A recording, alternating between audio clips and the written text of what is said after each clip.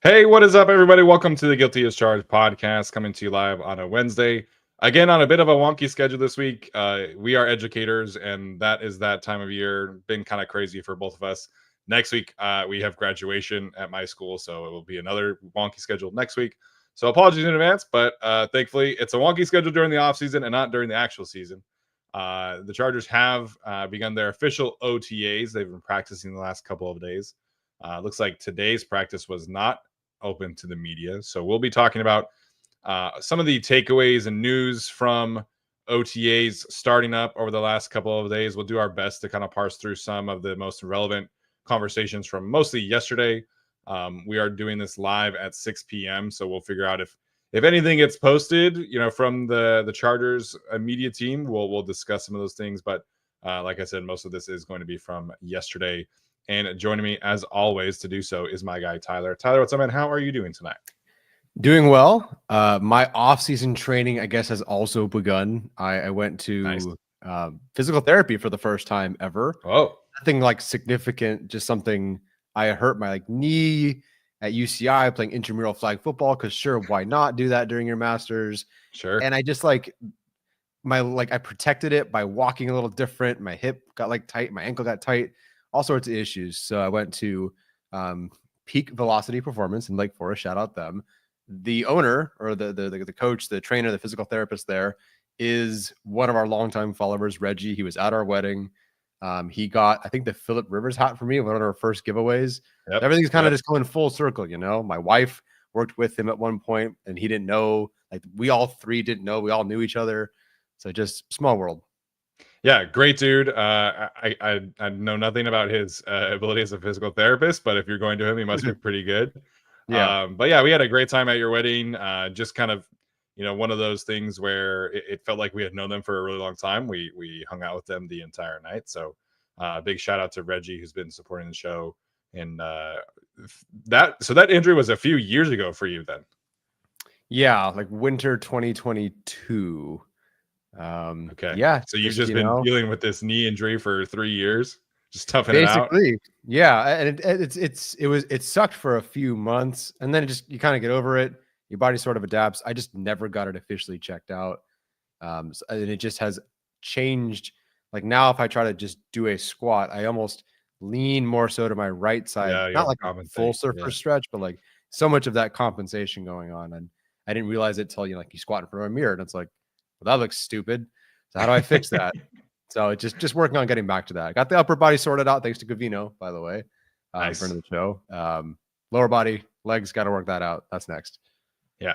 I remember the most frustrating thing after blowing out both of my knees was lunging again, doing walking lunges or backwards lunges or even Bulgarian split squats. All of that singular isolated leg exercises were so frustrating for me for the longest time.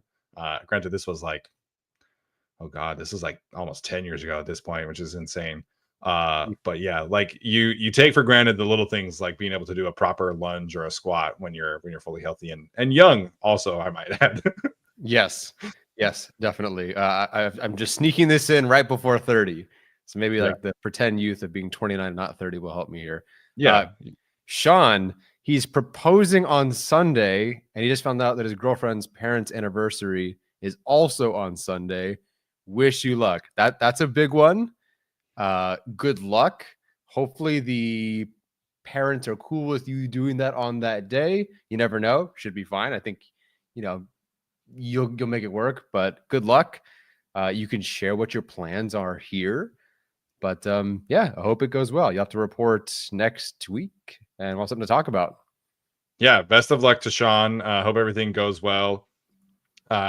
Proposing is definitely nerve-wracking, especially when you're like me and you can't really keep secrets well at all. So I remember proposing to Brooke, and I thought I was so sneaky, and I thought I had been so well prepared for keeping that secret. And then at dinner, she kind of figured it out that was going to be happening, and we had been ring shopping together and stuff like that. We had talked about it, so she knew at some point it was going to happen. But I thought I was doing a good job of surprising her, and it was not the case at all because she just like knew all of my tells already at that time. So hopefully you're better at keeping surprises, secrets better than I am. And hopefully, it goes well for you, Sean, and anybody else that's Yeah. proposed. I guess good luck to all of you. Yeah, I had zero doubts that I was going to be able to keep the secret. I was terrified that her sister or her mother or one of my siblings were going to go like, "Oh, are you gonna blah blah blah blah?" So because they all knew, we threw a whole engagement party right afterwards, like literally 3 seconds after I proposed. So it's like everybody shut up, like don't make this about you. Be quiet. Hopefully it works. Yeah, including other people in the surprises is always a challenge. I tried to get like a combination of my friends and her friends. As you know, her family was difficult because they were in a different state, right? But I tried to get as many of her friends, my family, all in the same place. And schedules of other people are always difficult. We didn't do an engagement party, but I tried to get as many people as we could to like after and like for pictures and things like that. Yeah. So yeah, it's a fun night. Obviously, I hope it's a fun night. I hope it goes well. But hopefully you can keep secrets better than I can. Yep. Sean's got the blessing of the family. That's great. I don't know if this is a different person or it's the same person with a different name. The New England Chargers transplant. I love that though. I don't think I've seen that specific name in here. Yes, would be very worried about my family, or just do what Caleb did, which is, hey, if you don't want to wait, just propose in the hotel room while you're eating pizza. Totally Nice. acceptable. As long as you get a yes, that's all that matters. Yeah, and I think each couple is different, right? Like I found out after the fact, like I had not been planning this or whatever, but Brooke's family loves Disneyland, and we had like a trip like about a month after I did actually propose, and I like thought for a little bit about waiting and proposing at Disneyland.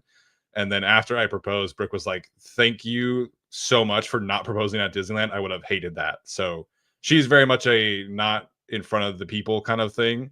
Oh yeah. So hopefully, Sean knows his future fiance well enough to figure out the right spot for it. But fellas, advice: talk to your wife about or future wife, I guess, about how she feels about potentially proposing in front of a ton of people. So some people really like the whole let's go to Disneyland or let's do it at a football game. Other people, like Brooke, are vehemently opposed to any kind of public attention like that. So make sure you sort that out beforehand, because it is like the most important decision of your lifetime. So make sure you do it. Yeah. Right. Pretty important one. Well, good luck to Sean and anybody else who wants to get engaged or married or whatever this year. Yeah. Hope everything goes well. All right, before we get into today's show, of course, I have to give you guys a quick shout out to our friends over at Prize Picks. Unfortunately, it sounds like the the Minnesota Timberwolves are not off to a hot start, but hopefully your Prize Picks selections for today were off to a hot start. So again, prizepicks.com/guilty is the best way to consume this, or obviously there's the app as well where you can plug in the code. But you are running out of time officially to enter the playoff hot takes into tickets to basketball's championship series sweepstakes. So obviously starting with the playing round, Prize Picks has done this. Every single lineup that you make in Prize Picks has been able to be entered into the takes to tickets sweepstakes, which could get you and a +1 to a VIP trip to the ship. So we are running out of time, potentially like the next couple of days. The NBA on TNT also running out of time, which is really, really sad. But hopefully Prize Picks has been as kind to you guys as it has been to us. We certainly have loved using Prize Picks. They've been a great partnership for us. So definitely encourage you to go check that out. They have obviously Flex Friday coming up tomorrow, or not, excuse me, not tomorrow, on Friday. I don't know if there's going to be a game on Friday. I should have checked that. But make sure you opt in and tap the checkbox on Fridays in your lineup builder to be eligible for the protected play. You can choose squares from any game on the board. If your lineup does not win, you get your net losses back in promo funds up to your promo limit as soon as the lineup settles. This is one of the many reasons why we love Prize Picks. They have all the different kinds of promotions every single week, every single league, whatever your choice is, you can find a different kind of promo throughout the season. Obviously, last year there was the $1 Caleb Williams lineups. There's been the $1 Patrick Mahomes lineups. So definitely take advantage of our code. Again, that is prizepicks.com or Prize Picks at the app. Use the code GUILTY to get $50 instantly after you play your first $5 lineup. Again, that is code GUILTY to get $50 instantly after you play your first $5 lineup. All right, let's get to some of the OTA takeaways. I think the biggest thing from yesterday, which we'll see if anything comes out today, but the biggest thing from yesterday is kind of the cornerback discussion that came out between Tarheeb Still and Cam Hart. Both of them had their press conference interviews. Steve Klinkskill was at the press conference as well.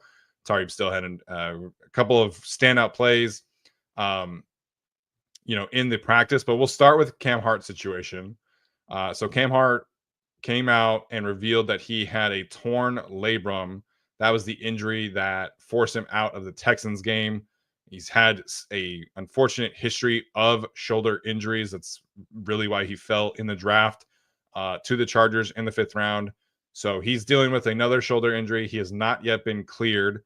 And Steve Klinkskill went out of his way to make it known that they feel like the most important thing for Cam this offseason is for him to stay healthy and be able to be available for this football team. And so I think it's unfortunate that Cam Hart is dealing with another shoulder injury, but it sounded like a pretty positive overall take on his rookie season. Yeah, at first when Alex messaged us like, torn labrum for Cam sucks, I'm like, another thing happened during the offseason. Oh my gosh. But I guess the quote unquote good news is it's something that he's recovering from that was several months ago. It's a bummer that it's taken this long, but the good news is they feel like this is going to be, and he said as much, like it'll be taken care of by mini camp. So not really worried there, but I am like, I don't know at what point, like what is the number of surgeries on your shoulder that eventually forces you to not play football? I don't know, especially for a corner. I don't know, but he plays a certain kind of way that we really liked watching him in the games against USC in college, and of course several games in the NFL. He plays aggressive. He is not afraid to hit at all. I honestly was surprised, even though we saw it in college. I was surprised in the NFL as a rookie, just like, yeah, I'm gonna go hit everybody and make them feel pain, and it was awesome. But like he said himself, like he doesn't want to lose the part of himself that is aggressive. You don't want to lose that, otherwise you're thinking too much. And we've heard several players discuss this. So, right, having that many shoulder surgeries, that many issues is a significant issue. Obviously, I hope things work out okay. They do have backup plans. Not that they've invested highly in those, but they got signed a veteran corner. Obviously, they drafted a corner. Dean Leonard, I don't recall exactly what that situation is, but he is on the roster and can play on the outside. But ultimately the team is the best with Cam Hart out there. So hopefully like this is it and we're good and we're not seeing a Jason Verrett 2.0 kind of deal. Although that was a lot of lower leg stuff. Yeah, I guess if you're Cam, it's a good thing, silver lining, I guess, that these injuries are upper body stuff, but not lower body. So you can theoretically you should be able to like workshop your upper body regimen to be able to figure out how to best protect yourself. I think eventually this is just going to have to lead to some technique changes. And Derwin James had to go through a similar aspect of his approach to football, not because of injuries, but because of the penalties. And that is what led him to training with MMA and going to the officials and saying like, okay, what do I do differently here? What do I do differently there? So he's not changing his play style, but he's changing his technique to be able to play that proper style. And I think Cam is probably going to have to kind of go through some kind of similar experience where he's able to still be physical, but he's not putting so much stress on his shoulder. And it's such a tough ask because that's how the NFL is like mandating that you tackle nowadays, right? Like if you want to be physical, you can't hit the same kind of way. You can't hit the same launch points. You do have to use your shoulder quite a bit. But for Cam specifically, he is probably going to have to learn how to change things up a little bit here so he can play, his proper play style. And like you mentioned, when he has been out there, that's when the Chargers were at their best because he allows them to play man coverage.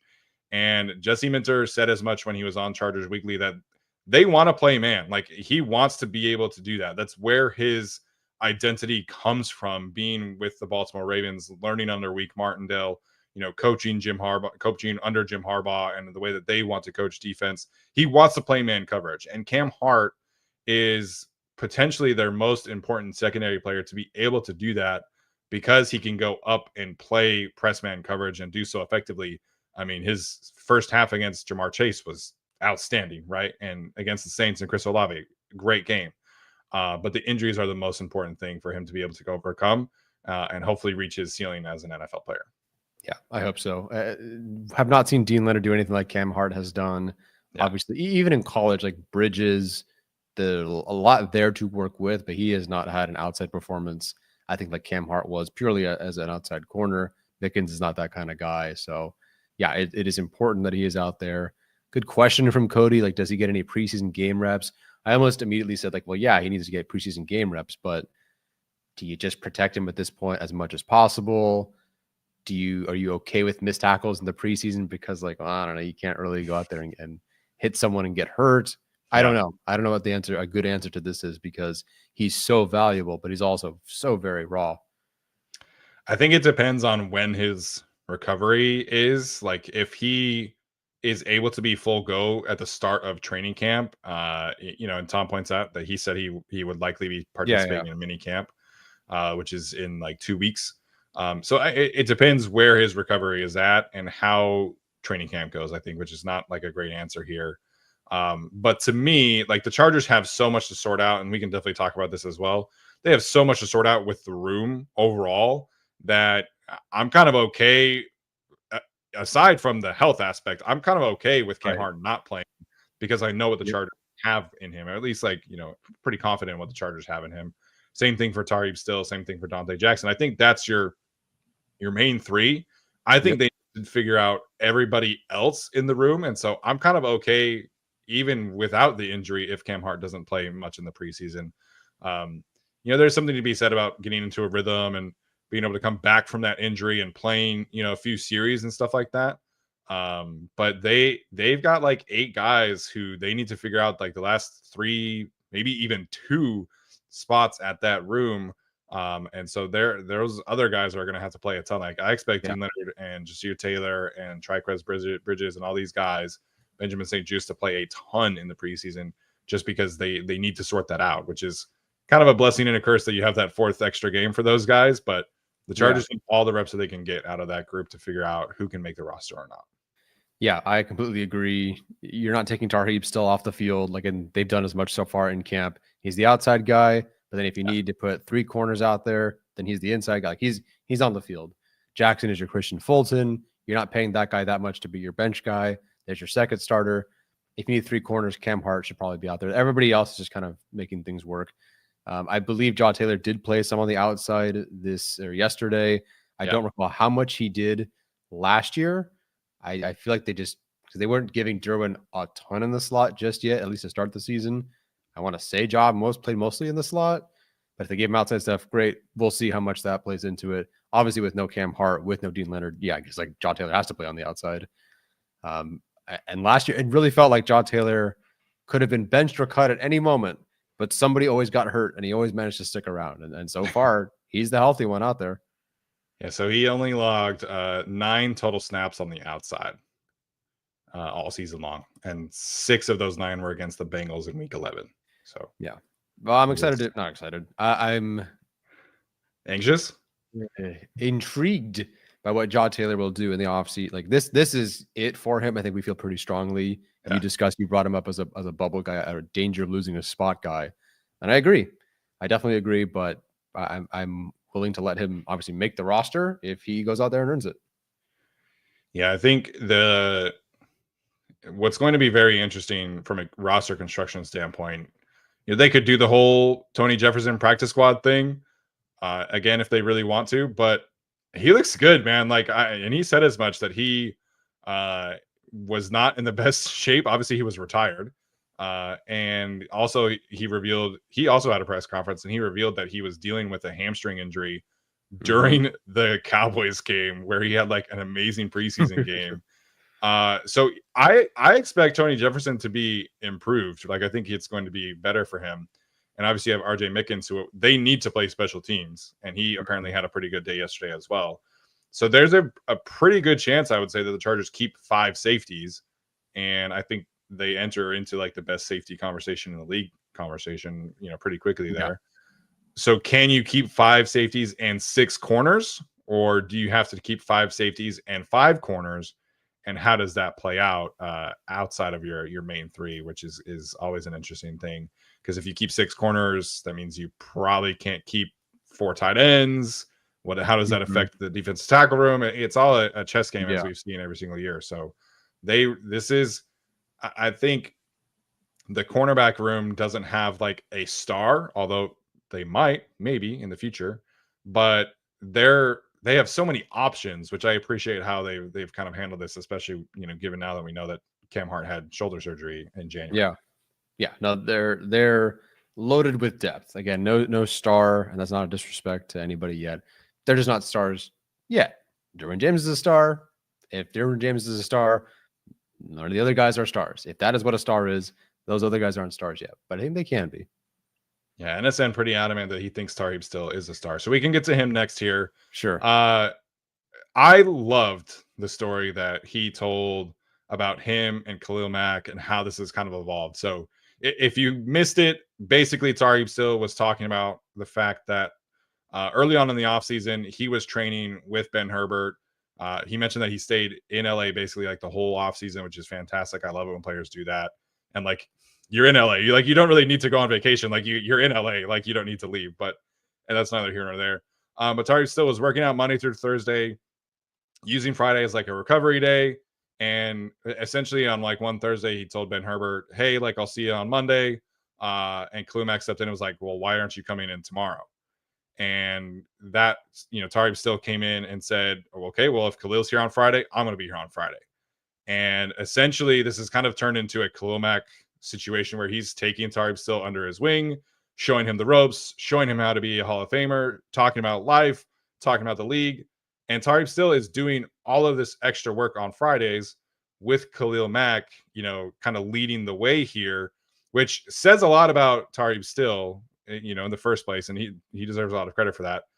But it also says a lot about Khalil Mack, man. I love Khalil Mack. Every single story we hear about him just is awesome. But it's about Tarheeb still and about his approach and how he is, putting in all of this extra work to be able to potentially become that star player for the Chargers. Yeah, going with Khalil Mack first. I just love that he's like, why aren't you working out on Fridays? I do that. And I love that the natural response was, well, yeah, Khalil Mack does that. I guess I should do that. Yeah. One of the things that we cannot pick up on for the most part, unless we really know this person, really deep dive, and we didn't with Tarheeb still, is, coachability. Can they soak up information? Are they willing to put in the effort and the work? And I'm sure whatever endeared, him to Bowman, and the reason like Bowman, like knowing him obviously from Maryland, Sure. to what endeared him to the Chargers is here, which is a guy that is willing to go, all right, what do I have to do to be the best possible player I can be? What I have to work harder? Fine, I'll do that. Study more? Fine, I'll do that. I'll put in more work? Yep, I'll do that. And that's special. Not that there aren't tons of players on the Chargers or in the NFL that that do that. Some players have to be shown how to watch film or whatever. It's a whole Chicago Bears controversy. Anyway, I just appreciate hearing a story like that. And I don't recall Khalil Mack. I know he hasn't been with the Chargers for a while, but it's always like Khalil Joey Tuli, that sort of thing. I don't really recall a specific relationship with a defensive back, and such a young one too. And I'm very curious if there was, sorry to interrupt you, but there was also the story about Quentin in his rookie season struggling, and Khalil like went out of his way to kind of put his arm around Quentin. Like, it's very much not normal for a pass rusher to go out of his way to befriend a rookie, second year player, wide receiver, cornerback. Like this is a different level of leadership from Khalil Mack for sure. Yeah, and with all the players that Harbaugh's kept around, granted mostly from the 49ers days, I hope when all is said and done, Mack is around the Chargers in some capacity, given what I think he means to a lot of the fans, to these players, to the coaching staff, his knowledge, obviously. Special guy. We say it all the time. We have had nothing but great things to say about Khalil Mack's character, but every single time there's a story about him, it's like, oh, he does another great thing. Put that guy in the Hall of Fame. Keep him around for 20 more years. Awesome story. Awesome story there. Yeah, this is one of the main reasons why I think they're essentially just going to let him decide. Like, if you want to come back, Khalil, we'll give you the same contract again next year. And they'll keep him around for as long as they want because everybody is tied through Khalil Mack. And it's just, Joe Alt talked about how, after their first couple of practices that Khalil went out of his way to go and show him like certain techniques and how he would rush against Joe Alt in a game if Joe Alt did this in a game. And like Khalil Mack, not every player leads in certain ways, right? I think we very rarely hear about Khalil Mack being like the rah-rah guy. But he is so well respected in that locker room that it's just all of the stories that come out of him are fantastic. And so NSN, I completely agree. He does elevate the team with his leadership. Mm-hmm. And Chargers fans should be very grateful that he is back with this team. Off the field, on the field, he's a truly special player. And whenever he decides to hang it up, man, like the Chargers, the NFL as a whole are not going to be the same. They and we will definitely miss him whenever that time comes. Hopefully that's not anytime soon, but when it does happen, the Chargers will miss him tremendously. Yes, I will definitely miss him. Glad the Chargers brought him back, considering the situation already now with Joey Bosa and the Bills. Yeah, not great. Getting into the Tarheeb still side of this, I think everything we've heard about him shows that he also is wired correctly. And there was a story, I want to say it was from Chris Rim in the middle of last season after the Falcons game where he had his like breakout performance where they apologies if it was not Chris Rim, I'm sorry. He's on the top of my head because I'm pretty sure he was the one who did this story. But there was a story from Steve Klinkstill talking about how Tarheeb still is receiving the coaching and that essentially Tarheeb still is taking everything with a clean slate and just processing it. And they worked on a very specific technique during the lead up into the Falcons game. And Tarheeb still executed it perfectly, like all game long. And then finally, when he got his chance, he intercepted Kirk Cousins. And then he did it again later on. And the way that he received coaching, just shows how he's wired. And now this story about doing the extra work to work out with Khalil when nobody else is around, it's just him and Khalil. Like, we do not have access to the people that these players are like leading up to the draft. But if we had known, that Tarheeb was wired like this, I think, it could have changed or influenced at least how we had graded him. And I think it definitely played a factor in how the Chargers drafted him and why they went out of their way to, he was consensus ranked as an undrafted free agent, heading into that draft. They took him in the 5th round. They took him ahead of Cam Hart. And he's had an awesome rookie season. He's having a great spring, it sounds like. And so maybe the Chargers don't currently have a star in the secondary outside of Derwin James.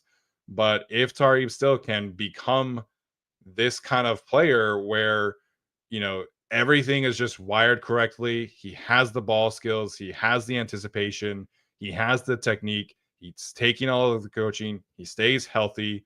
There's a world where Tarheeb still could become a star corner for the Chargers, which is kind of insane considering they would turn a 5th round corner into a star cornerback. Yeah, and I would trust this coaching staff. As a New England Chargers transplant says, Popper said Tarheeb still could have like a Marcus Peters kind of season. That's what's prevented, among other things, some of the recent Chargers corners from being like that kind of star and discussion, that kind of discussion, because they might play really well, but the interceptions aren't there. With Tarheeb still, he already racked up a few last year. And I just think with a full season, he can absolutely do that. I love that Navarro Bowman, said, hey, like we were good against the average quarterbacks last year. Let's be great against the great ones this year. And I think just the whole team and with Tarheeb still, the way he's wired, like you're saying, like, yeah, like let's go be great. What do I have to do? Let's work out on Fridays. And I think if I'm hoping and I'm assuming the whole team kind of has that mentality of just not being like, yay, like we won this many games, we made it to the playoffs. Yeah, we lost, but we'll be better. And everyone's like, no, like we have to beat the greats. We have to be the greats. And Tarheeb still is like, I'm going to work out like a great guy like Khalil Mack. I just love what I'm kind of seeing throughout the messaging so far. Yeah. And there are definitely, areas of improvement for him on the field. He mentioned his ability as a tackler needs to improve, which I feel like was a strength of his coming out of college. But, if he is able to stay healthy and he is able to produce at the same kind of level, he's able to give the Chargers inside, outside flexibility.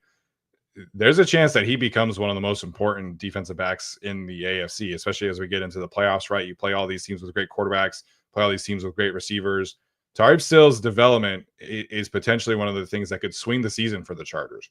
he could be an X factor for the defense that allows the Chargers to play the kind of style that they want to play. It allows Derwin James to move around. It allows them to have a ton of flexibility.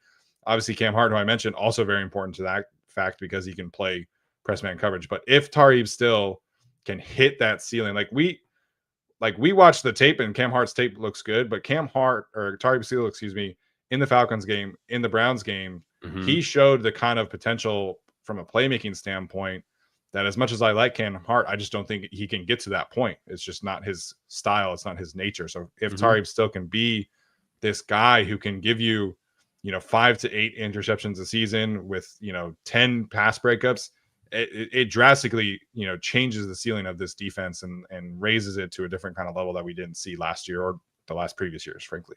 Yeah. Very, very excited to see how this develops over the next couple of weeks or months.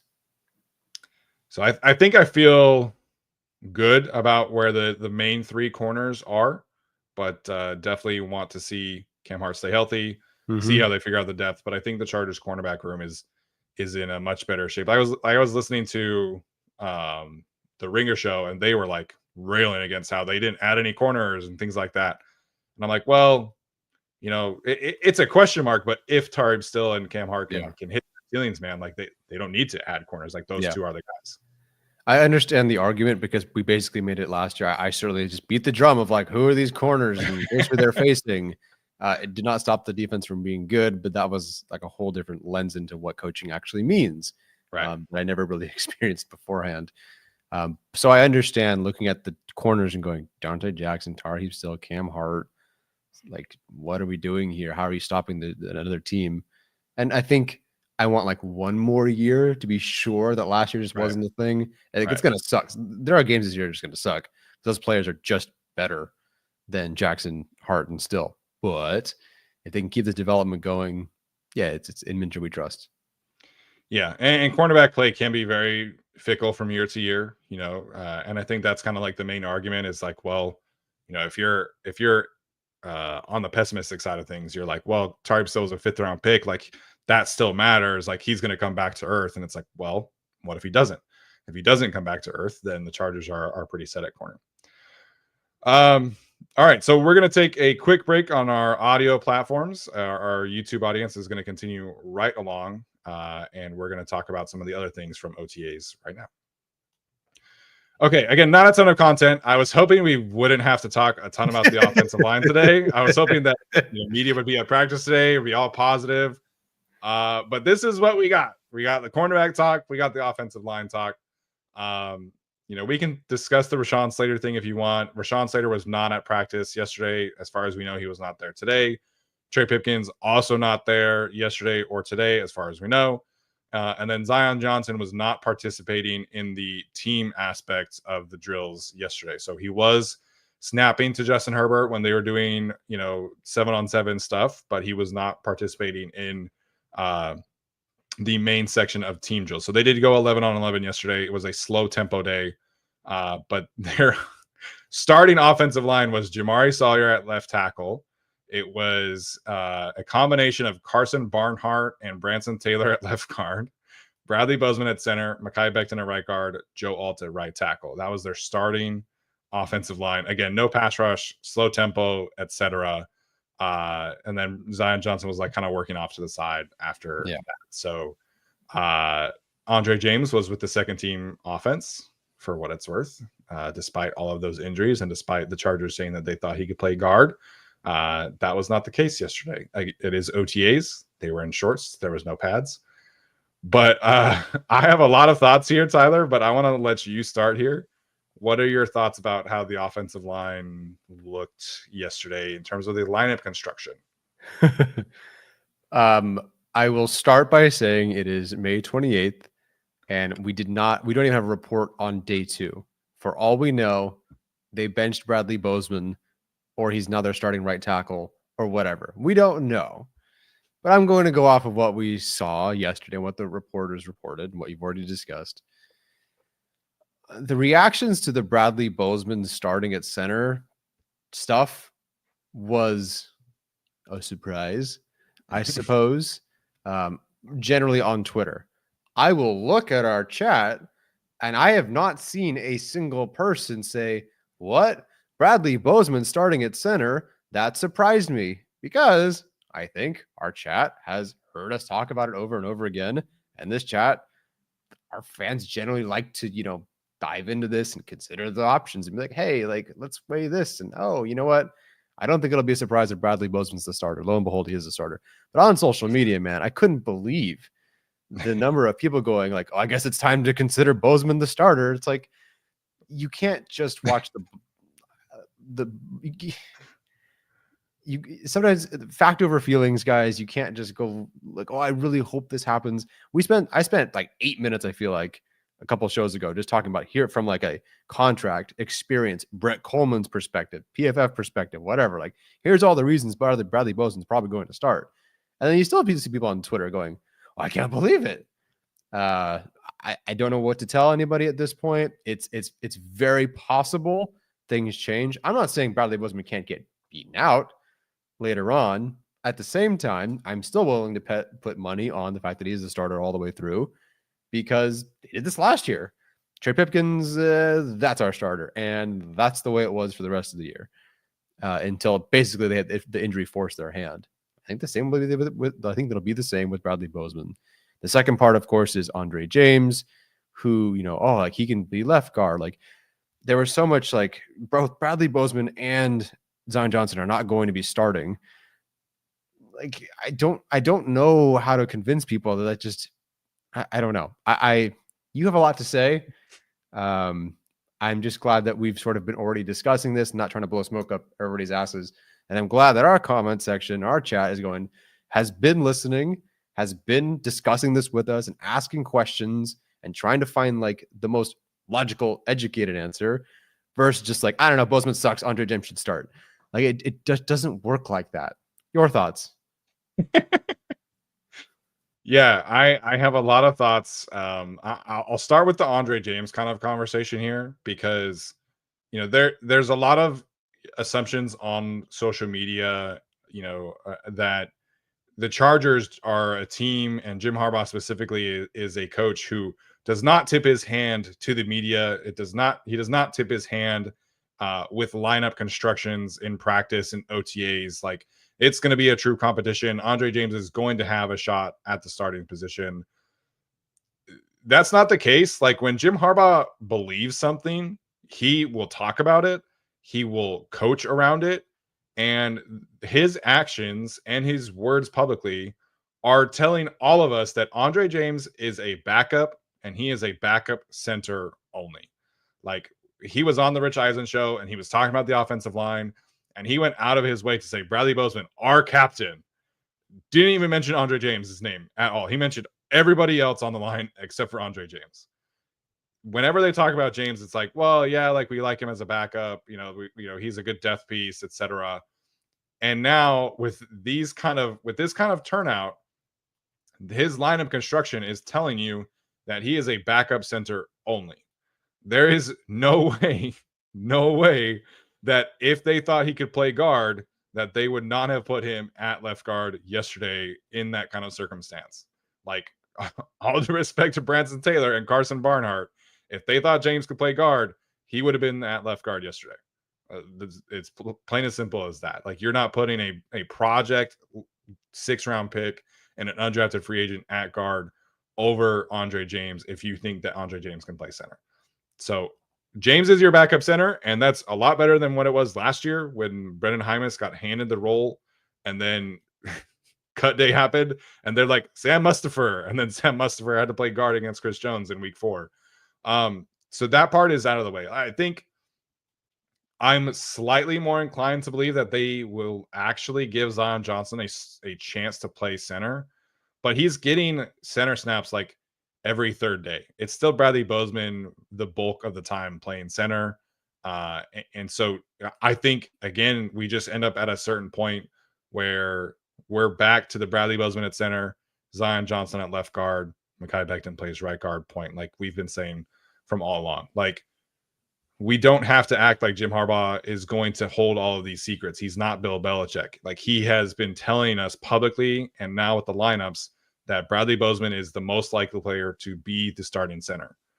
And we can talk about the approach and things like that, but he's telling all of us now, like, there should be no confusion about who is going to play where going forward. Bradley Bozeman is going to play center. Zion Johnson is going to play left guard. And if Mekhi Becton can stay healthy, then the Chargers offensive line should be a little bit better here. But they've had so many chances to improve this interior offensive line, and they haven't taken them. And, you know, whatever your thoughts are about Zion and Bradley Bozeman, and they get the brunt of this, right? Because they're the players. Yeah. But the Chargers had a chance to take advantage of the best center class ever last year and didn't. And instead, they handed Brendan Hymas the backup center situation all off season long, and then had to pivot to Sam Mustipher. And Brendan Hymas is a player who they didn't even drafted, was on a futures contract. And so now this is where we're at, where the Chargers don't have a long-term centerpiece. And then they go into the offseason last year promising competition and depth and things like that. They don't draft a guard, they don't sign a guard. And so essentially it's Trey Pipkins versus Jamari Sawyer. And they think it's Jamari Sawyer right away.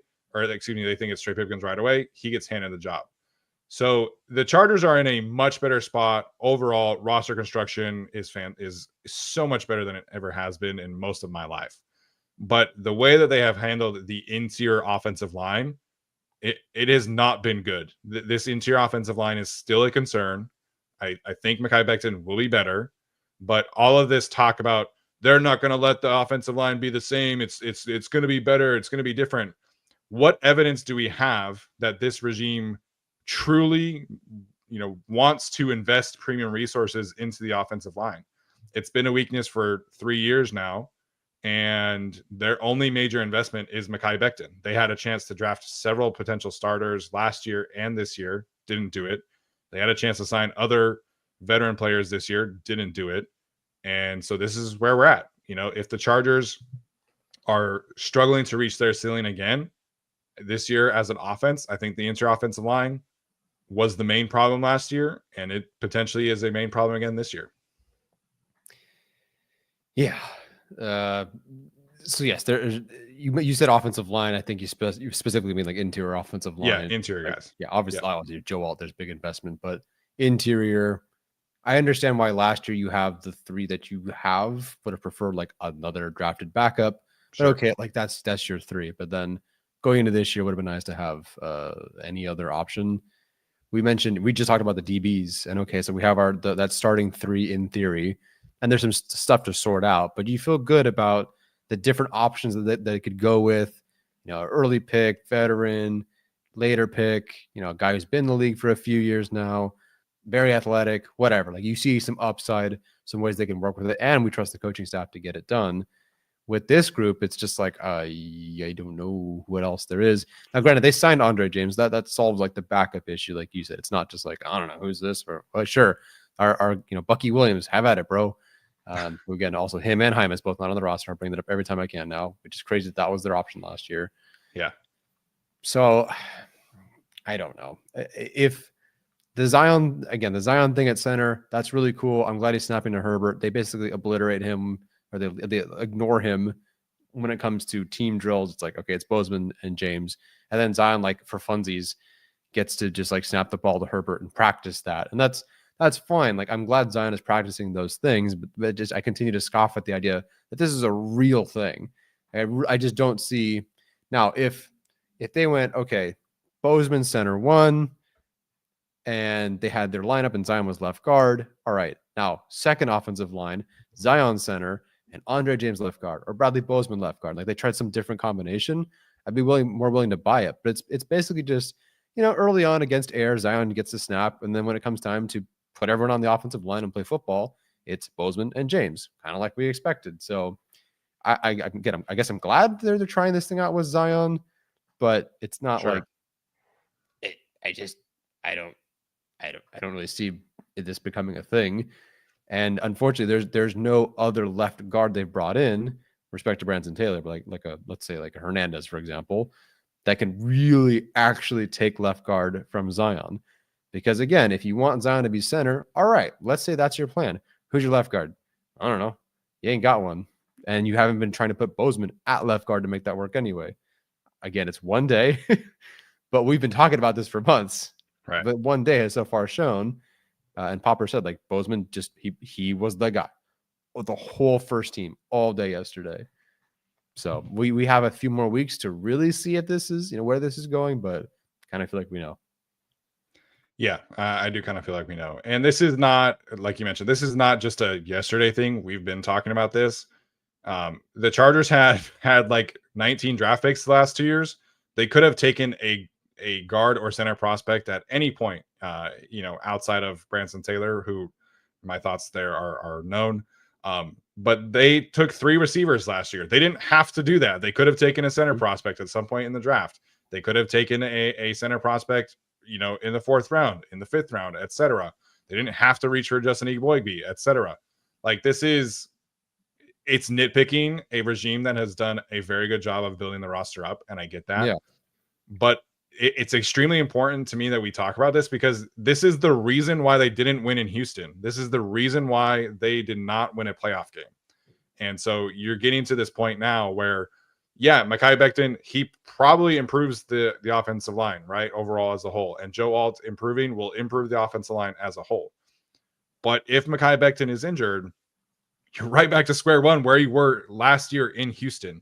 And so they did not do a good enough job of giving themselves other options, other off ramps to potentially starting a different group. And we all sat here after the Houston game and everybody was like, they need to change the offensive line on the interior.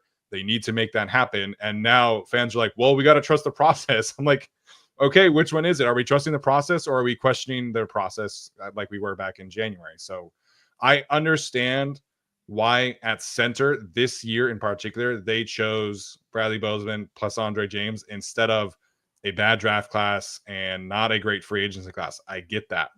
But they still don't have any competition at left guard. They're still handing the roles to players that they need to.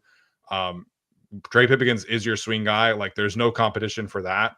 Jamari Sawyer is your next in line. There's no competition for him. So they say that there's all of this competition, and they say that there's all of this depth. And I think it's the depth is better, but there's no competition here outside of, maybe Branson Taylor and Carson Barnhart for the last spot on the team. So again, it's nitpicking, but it's the reason why they lost the playoff game. And it was the biggest weakness on the offense as a whole, in my opinion, for the whole season. And I don't think they've done enough to improve it. Like, Mekhi Becton will help, but it's not enough. It's not enough. And I'm sorry if it seems like I'm harping on this, and we've been harping on this, but they could have done a different approach. You didn't have to do all of these other things. You could have taken a guard or a center at any point in the draft. You could have signed a Will Hernandez. You could have done something else last year, and they haven't. And they've trusted Zion's development, and they love Bradley Bozeman, and that's cool, but it was not good last year. And I don't know why anyone should have any confidence that it will get better this year. Yeah, it's a little confusing when they, okay, so people mentioned like the Houston game, they need more weapons. And so that people in the chat mentioned, okay, so they got, a Conklin, they got Trey Harris at like a minimum, right? Then they got like the running game needs to be fixed. They got Najee Harris, they got Marion Hampton, they got Mekhi Becton for the run game. It just, I wish it almost feels like nitpicking at this point, but I guess it's kind of a good thing, I suppose. We could be talking about the 10 glaring issues on this roster, as we've done several times before. Like, we've done that. It's kind of a good thing. We're annoying some people by talking about the same thing over and over again. That means for the most part, the rest of the roster is doing okay. But it is, until it gets fixed, it's not fixed, in my opinion. You can have different options, I guess, but like, okay, just saying the names like Jamari Sawyer, Trey Pipkins, and Andre James, Branson Taylor, Carson Barnhart, like those are names. I don't think they're solutions just yet.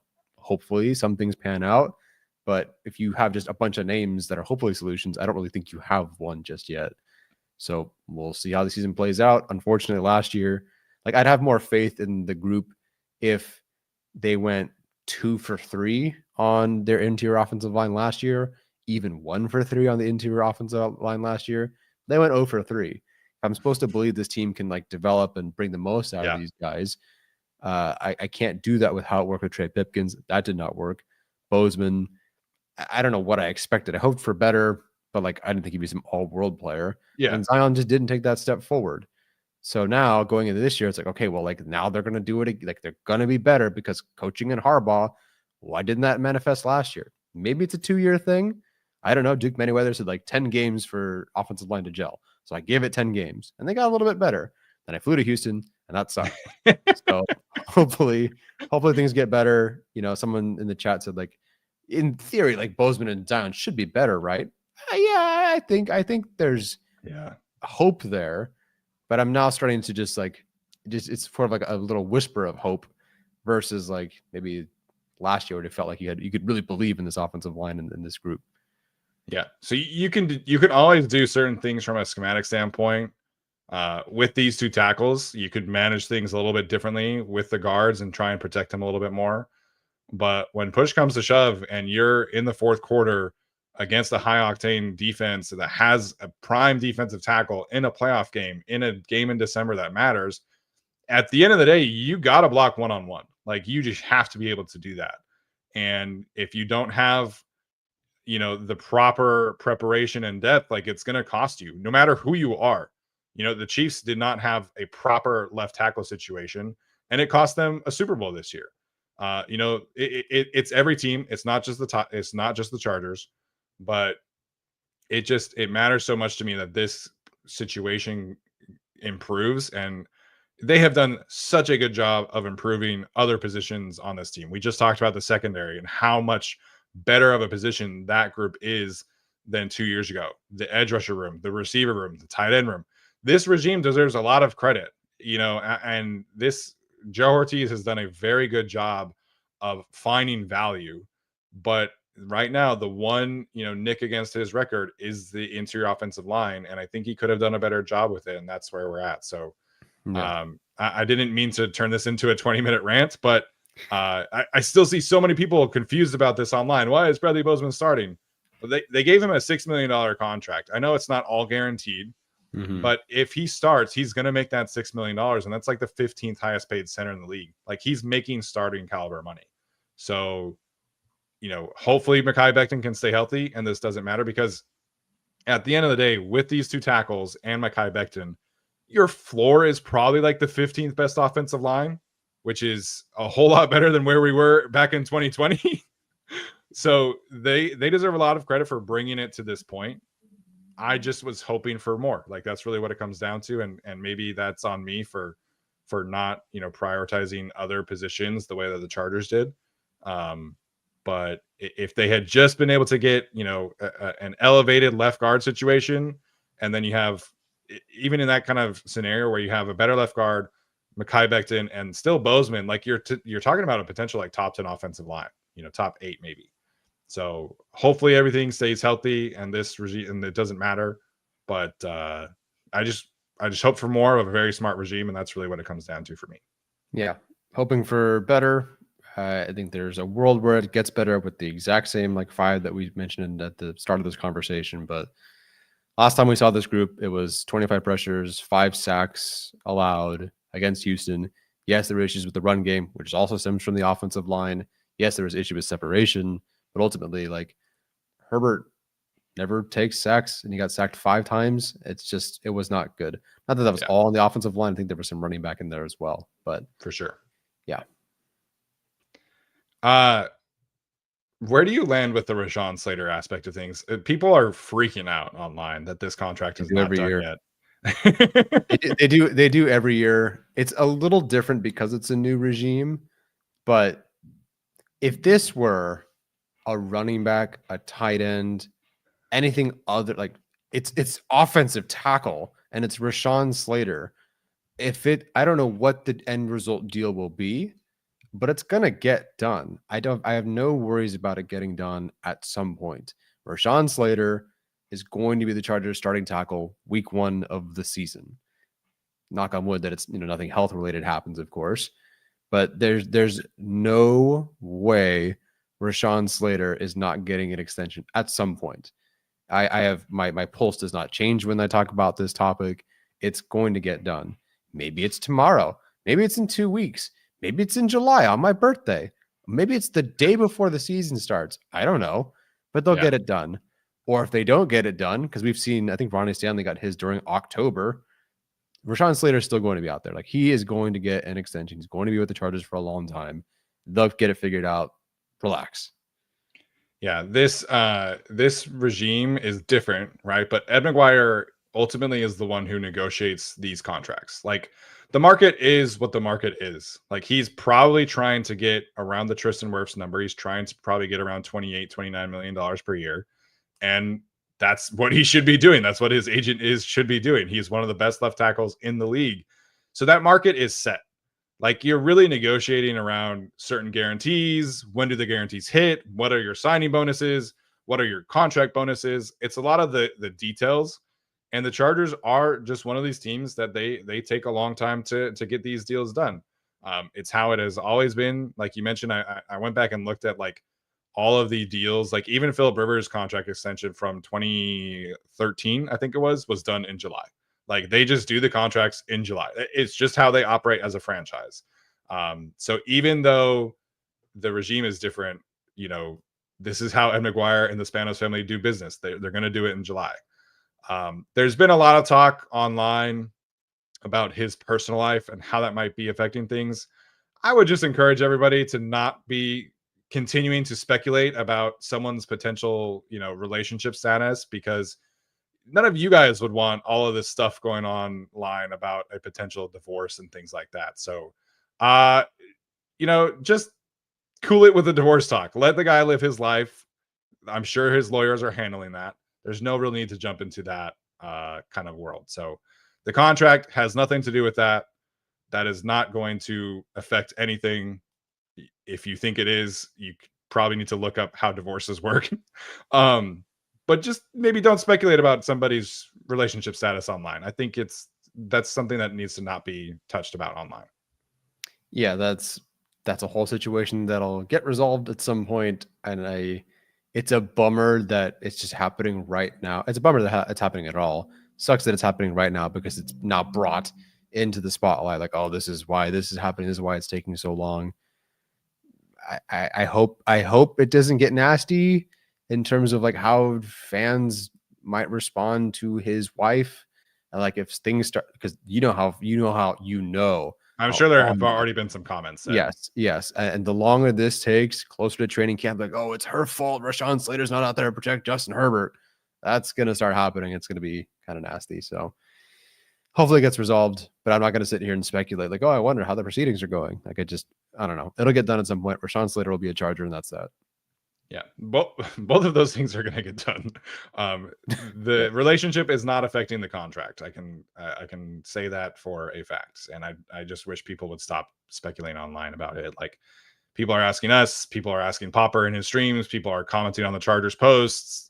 It just, the obsession with somebody's relationship, I just do not understand.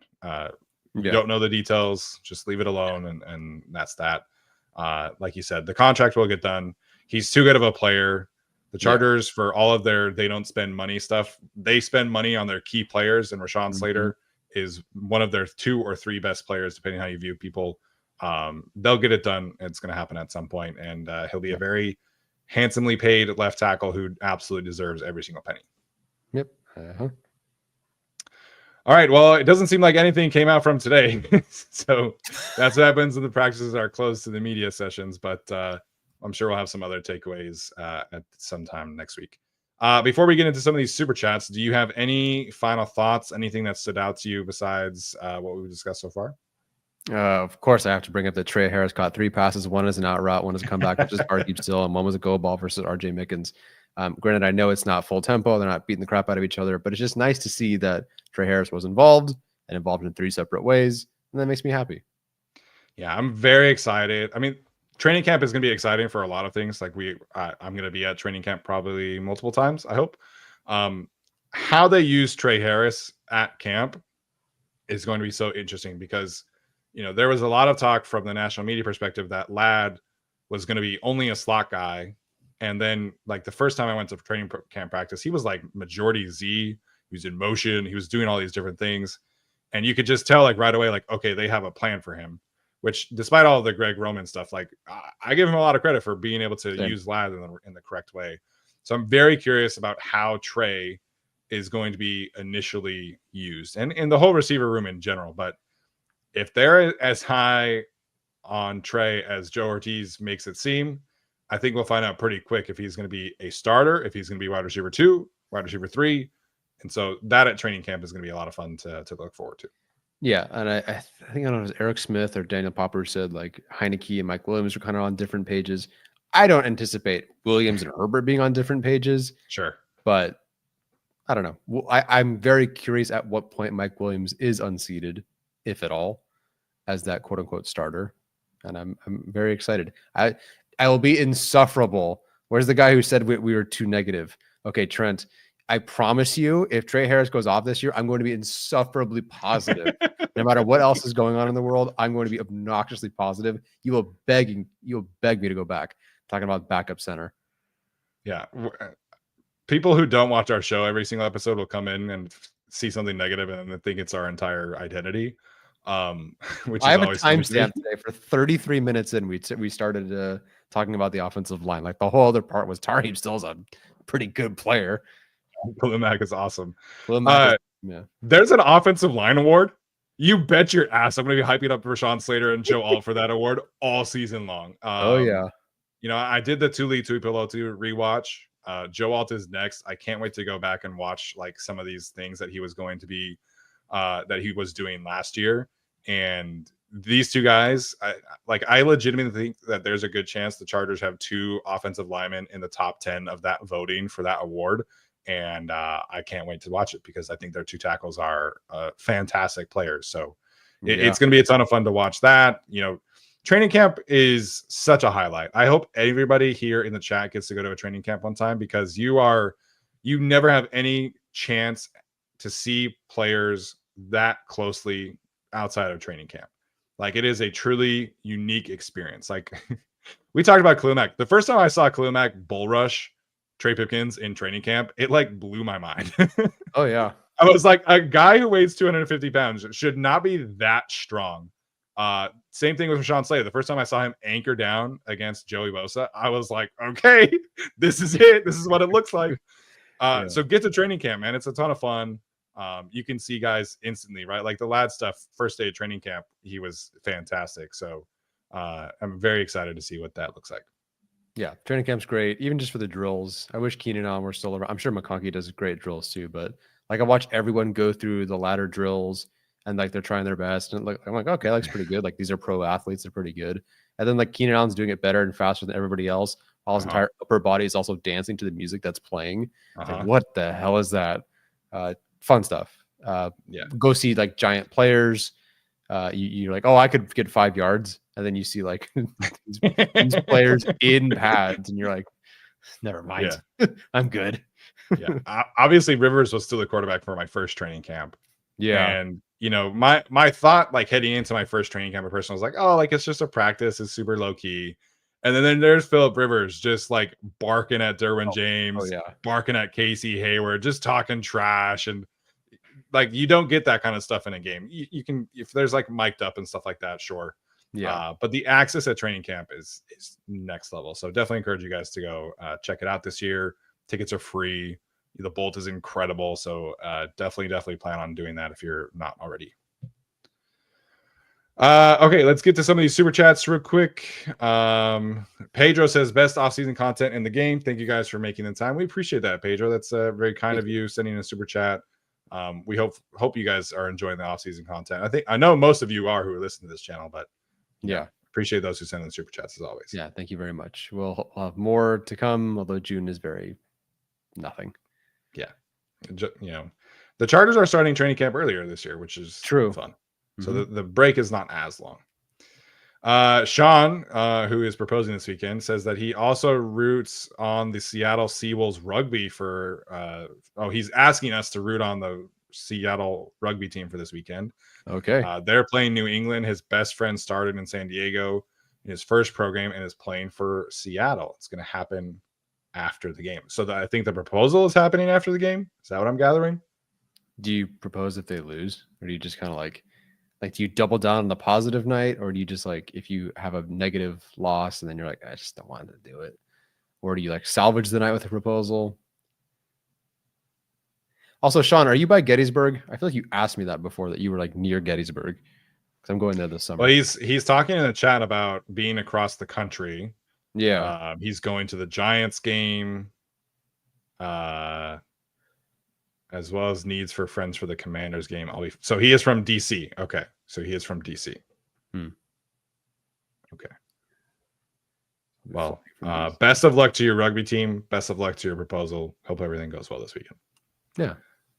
John with a simple super sticker. I don't know if there was a question. You had a couple of comments just like appreciate the show or something like that. I can try to find it. Cool. Or I can't find it. But thank you, John. John, if you're still in the chat, feel free and send in a comment, and we'll make sure and this was the next one. Just love the content. Okay. Cool. Shout out to John then. And then our last one in here is from your friendly neighborhood Spider-Man, who sends in quite a bit of super chats, which we very, very kind of you. He says, nice.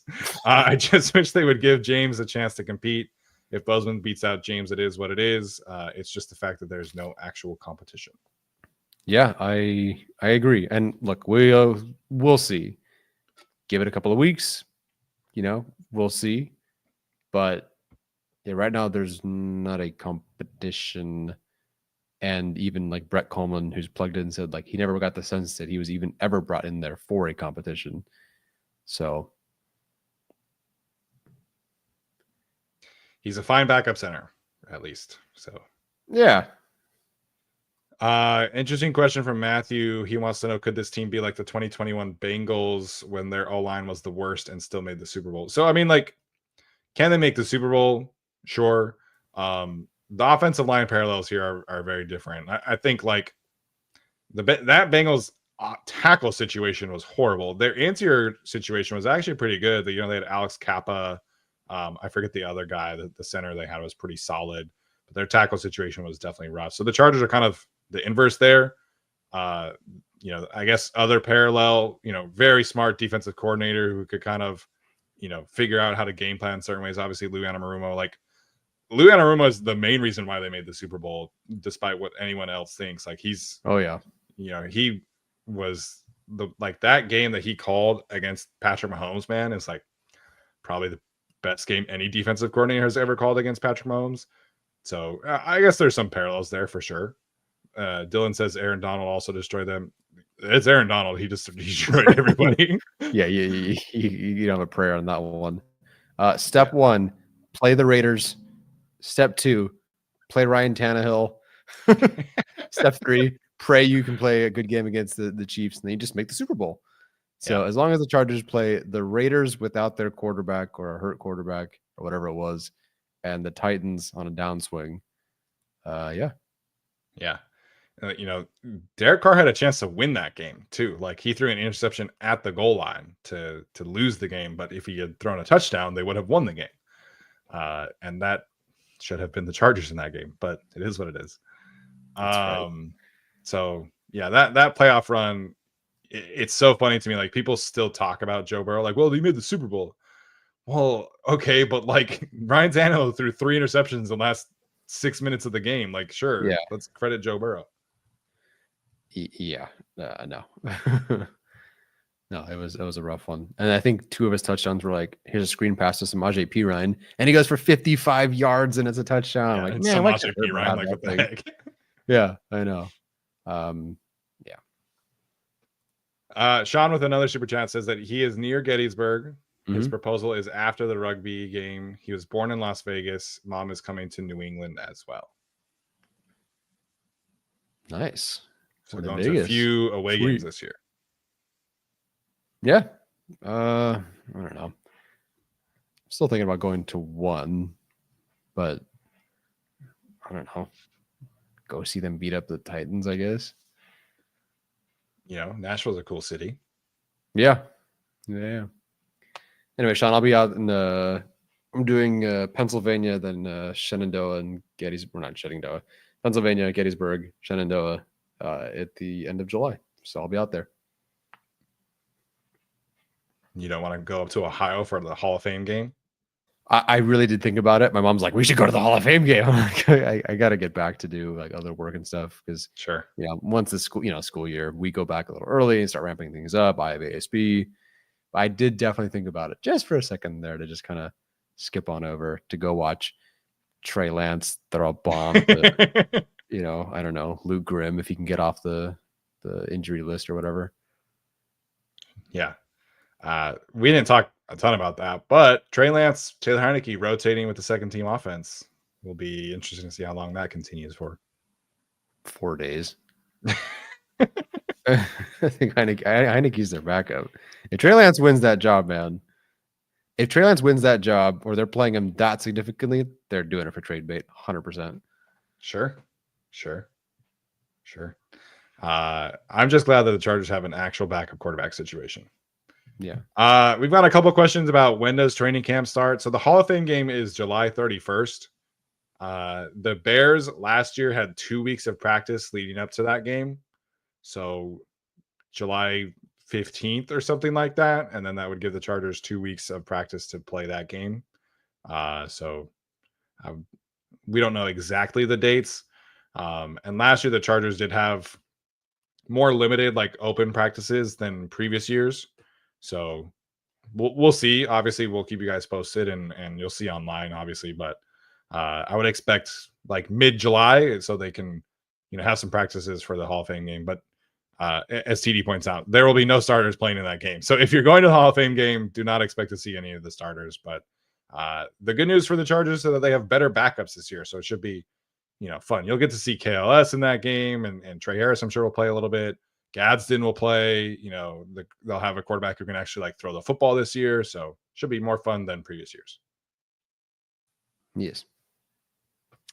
All right, guys, that is going to do it for us tonight. It's going to do it for us this week. Unfortunately, with graduation schedules and all that, it's our only show of the week. But we'll be back next week, most likely on Wednesday for whatever happens next week. We'll keep you guys posted, but it should be a fun one as always. All right, this has been another episode of the Guilty as Charged podcast. We'll see you next time. As always, bolt up.